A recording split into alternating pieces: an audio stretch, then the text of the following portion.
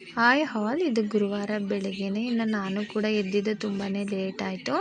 ಜೊತೆಗೆ ಫ್ರೆಂಡ್ಸ್ ಇನ್ನು ಬೆಳಗ್ಗೆನೆ ಎದ್ದು ಸೋಪ್ ಕೂಡ ಖಾಲಿಯಾಗಿತ್ತು. ನನ್ನ ಈ ಪೋಸ್ಟ್ ಪ್ರೆಗ್ನೆನ್ಸಿ ಜರ್ನಿಲಿ ನನ್ನ ಸ್ಕಿನ್ ಕೇರ್ಗೆ ನಾನು ಯೂಸ್ ಮಾಡ್ತಾ ಇರೋದು ಕಡಲೆ ಹಿಟ್ಟಿನ ಸೋಪು.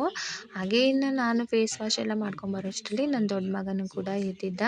ಜೊತೆಗೆ ಇನ್ನು ಇವತ್ತು ತುಂಬಾ ರೈನ್ ಬರ್ತಾನೆ ಇತ್ತು. ಕೋಲ್ಡು ಅಂದರೆ ಕೋಲ್ಡ್ ಸಿಕ್ಕಾಪಟ್ಟೆ ಕೋಲ್ಡ್ ಇತ್ತು.